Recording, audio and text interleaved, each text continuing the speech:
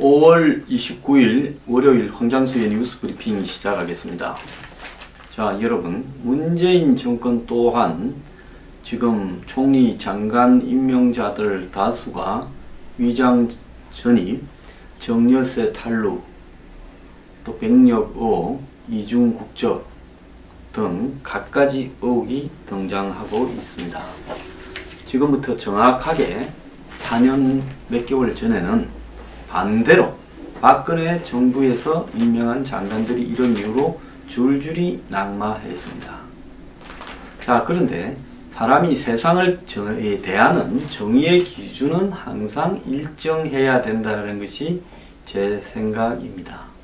그 정의의 기준은 뭔가 하면 노블레스 오블리주, 즉 귀한 자리에 가는 사람일수록, 권력이 남다른 자리에 가는 공직자일수록 지켜야 될 사회 도덕적 의무감은 훨씬 높다라는 겁니다. 자, 저도 그렇고 대다수의 국민들이 이런 5대 결격 사유, 즉 위장 전입, 탈세, 또 백력, 또 표절, 더 나아가서 부동산 투기, 이런 부분에 자유롭게 이렇게 정정당당히 살고 있습니다.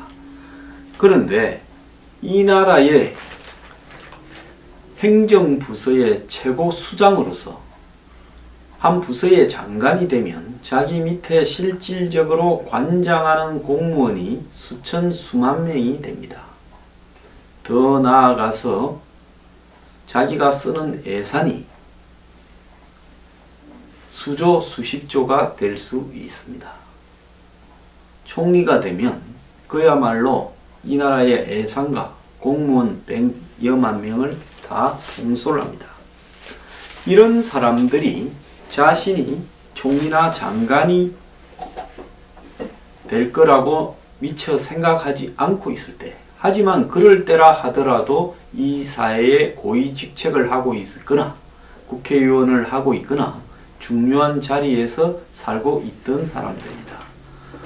그럴 때 할 수 있는 한 탈법을 다 자행해놓고 이제 고위직에 통과되는 그 기준 5대 결격 사유라는 부분에 부딪히니, 옛날에 이래서 그랬니 저래서 그랬니 이렇게 그걸 갖다가 감안해 줘야 될 면책 사유가 있니 악의가 있니 없니 하는 말을 하고 있고요. TV에서 또 거기 나오는 패널들이 과거에는 계급품을 물고 물러나야 된다 이렇게 말하던 사람들이 이제는 말을 바꾸어서, 그건 모를 수도 있지, 집 사줬는데 정여세 있다라는 거를 강경화 같은 경우에는 2014년에 거제도에 1억 2천짜리 집을 딸 둘이 앞으로 사줬는데 그건 모를 수 있지. 그 다음에 아들 결혼하고 전세 구해주는데 의사라고 그럽니다. 이낙연 총리요. 그 돈을 결혼식 축의금을 했다. 전통적으로 듣던 이야기입니다. 결혼식 축의금 같은 경우에 신고하고 세금 내는 것도 아닌 상황에서 얼마가 들어왔는지를 남은 모릅니다. 자기가만 압니다. 꼴이 없는 돈은 결혼식 축의금이 제일 좋죠. 그래서 뇌물 주고 싶은 사람들은 결혼식 하면 상대가 그냥 덤뻑 줘버리기도 합니다.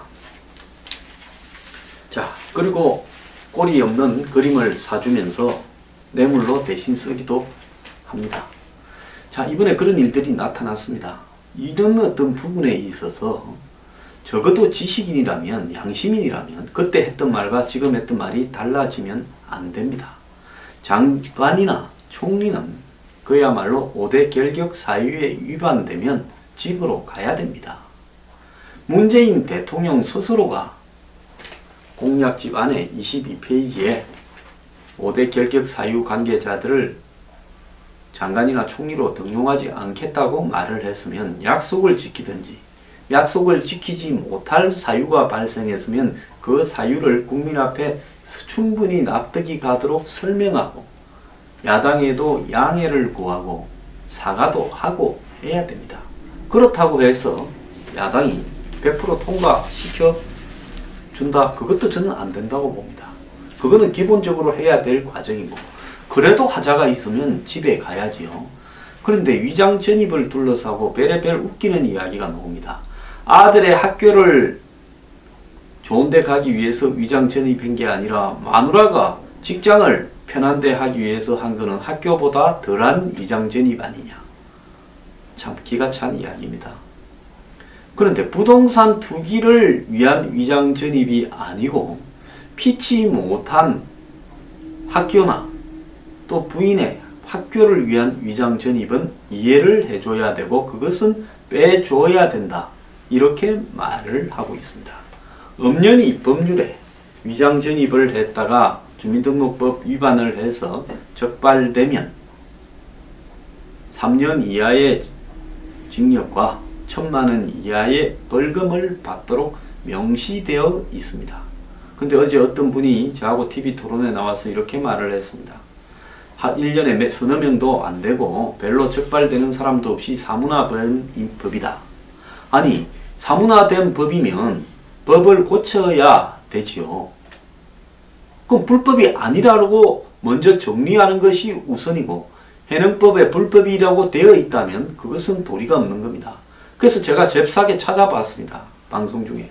찾아보니까 2015년 뉴스 기사 중에 그때까지 10년 동안 5,000명이 처벌되었다라는 내용이 있고요. 그 다음에 작년에 195명이 처벌되어서 이제는 무슨 유명무실다. 195명이 처벌되면 그게 작은 겁니까? 적극적으로 적발하려는 의지가 없어서 그렇지 애초에 그 법의 위장 전입에 관한 법의 입법 취지에는 그런 것들이 있어서 부동산 투기나 학군제나 이런 부분들을 위반하는 용도로 쓰여지고 있기 때문에 그것을 규제하는 거 아닙니까? 만약 그 법이 없어진다고 생각하면 전부 다 강남 8학군으로 위장 전입을 해놓고 친척 사돈 8촌까지 앞으로 해놓고 거기 학교를 다니려고 할 거 아닙니까? 안 그렇습니까? 문재인 정부에 임명한 인사 6명 중 3명이 청문 대상 6명 중 3명인 이낙연, 강경화, 김상조 공정거래위원장 3명이 지금 이렇게 위장 전입을 했습니다. 김상조 공정거래위원장은 2번에 걸쳐서 했습니다. 2015년 3월 7일에 이런 기사가 있습니다. 장관의 자격은 위장 전입 달려있다. 국민들 5,000명이 처벌받았다라고 이야기를 하고 있습니다. 징역형도 가능하다. 대부분 공소시효는 지났고 범죄 행위를 알고도 내정하는 정부가 문제다라고 머니투데이의 기사가 났습니다. 그 기사 좀 읽어보겠습니다. 다음 주부터 진행될 국회 인사청문회를 앞두고 그때 이제 박근혜 대통령이 중폭의 개각을 했죠. 장관 후보자들의 위장 전입 문제로 우리 사회가 시끄럽습니다. 이번에 4명의 후보자 모두 과거 위장 전입 경력이 드러나 위장 전입 그랜드 슬럼이라는 기록을 달성했다라는 비판도 쏟아지고 있습니다. 위장 전입 논란에 휩싸이면 이들은 한결같이 투기 목적이 없었다. 사려 깊지 못하다고 해명하는데요. 단지 사과로만 별 탈 없이 지나가는 사례가 일반화된 지 오래입니다. 라고 기자가 보도합니다. 위장 전입은 징역 3년까지 처벌이 가능하지만 고위공직자에게는 별것이 아닌 흠집이 되어버리는 것입니다. 위장 전입 사실이 드러났을 때에도 처벌을 받았다라는 말을 들어본 적이 없습니다. 후보자 스스로 문제의식을 갖는지 의문입니다. 자녀 교육 때문에 부인이 아파트 분양을 받으려 직장주택조합 가입하려고 등등 핑계가 나오는데요. 유기준 해양수산부, 유일호 국토교통부, 홍용표 통일부 장관에 이어 임종용 금융위원장 후보자까지 어느덧 우리 사회에서 위장 전입이 인사청문회를 통과하기 위한 필수 요건이 되어버린 가운데 사회 고위층 인사들의 불감증이 심하다는 비판 여론이 일고 있습니다. 민주당과 시민단체는 일제히 박근혜 정부가 인사검증에서 위장전입은 문제 삼지 않는다라는 기준이 확인됐다라고 비판했습니다. 인사검증 과정에서 담당자가 이들의 위장전입 사실을 몰랐을 리 없는 만큼 이를 아무렇지 않게 여기는 현 정권의 인식도 문제라는 겁니다.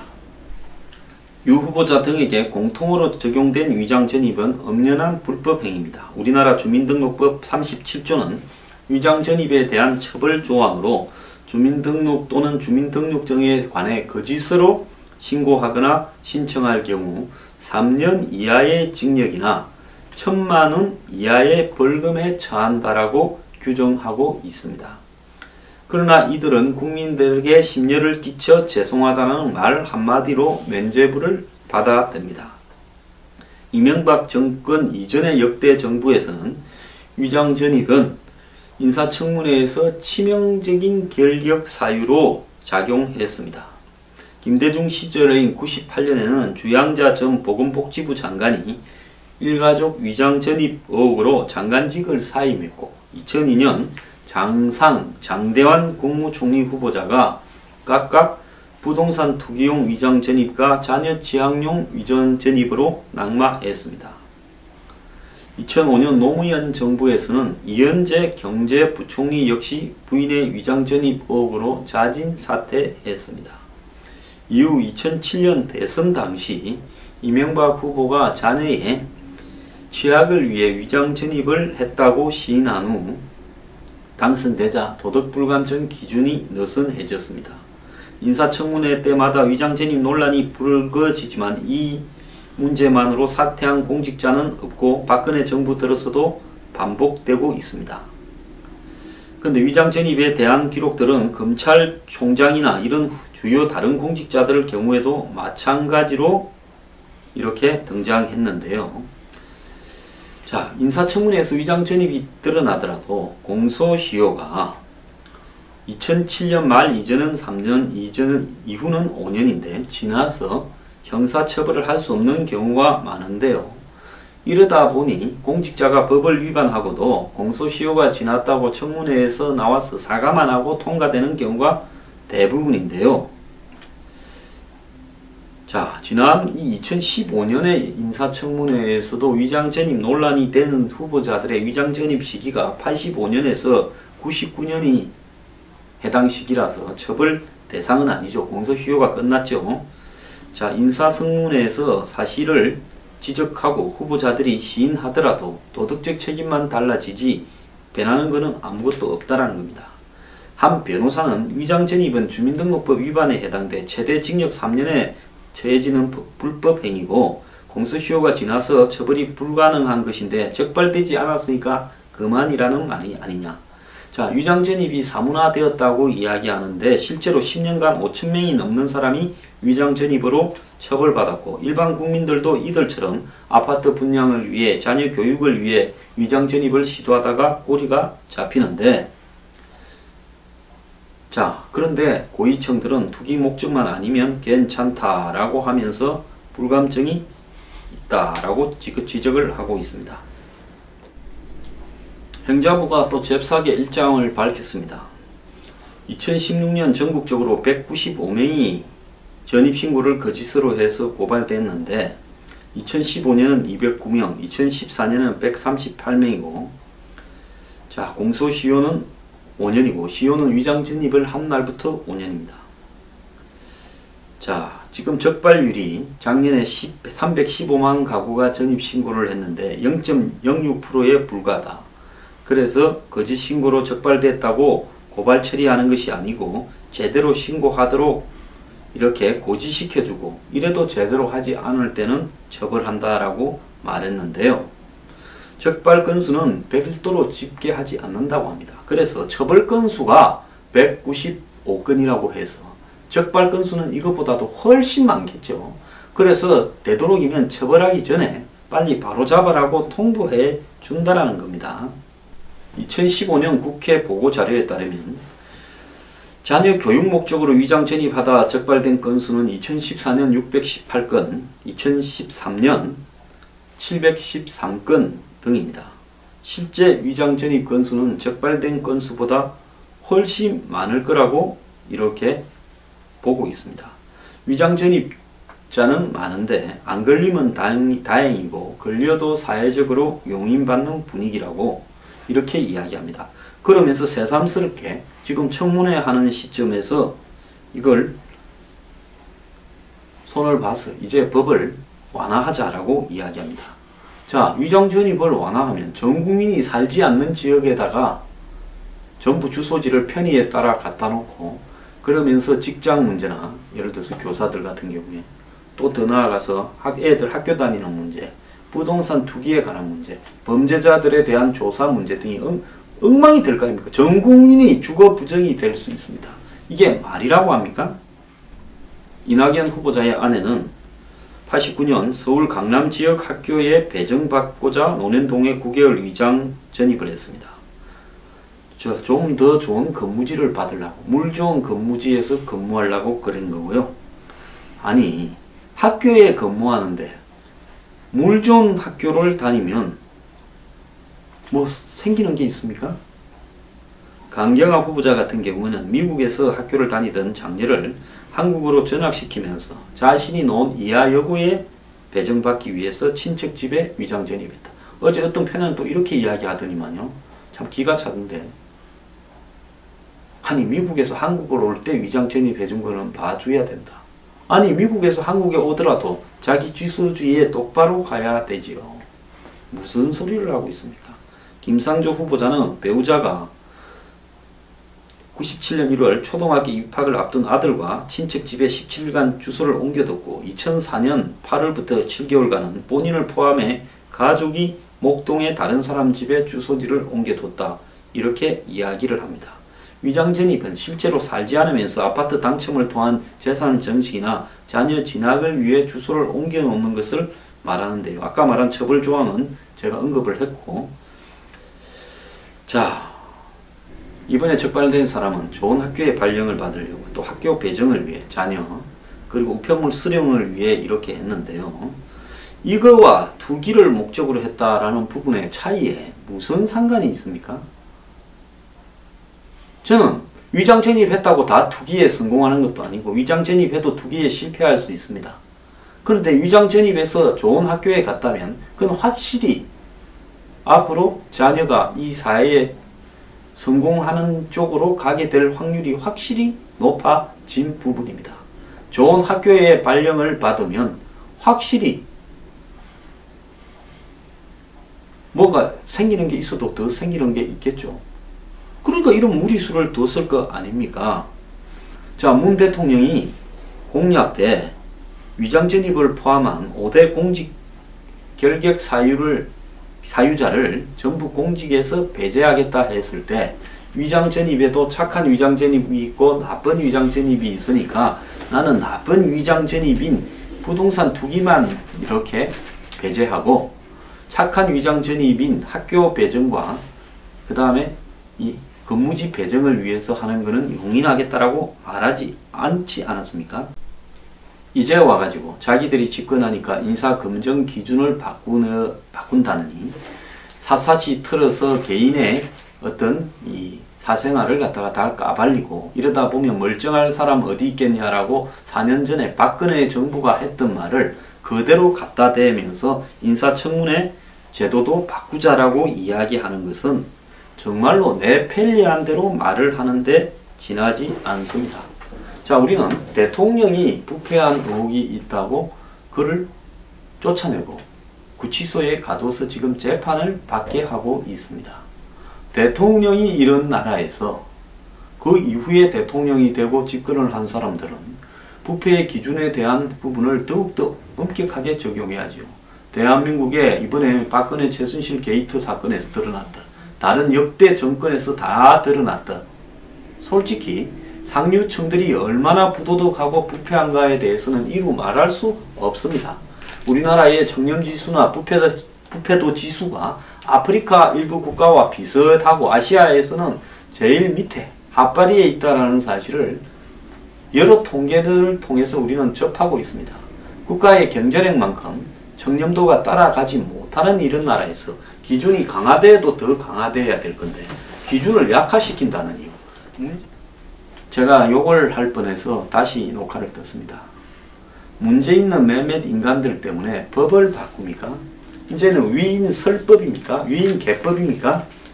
이 많은 꼴입니까? 웃기는 변명하지 말고요. 대통령이 사과하고요. 그리고 문제 있는 사람은 낙마해야 됩니다. 부패에 관한 기준은 강화돼야 됩니다.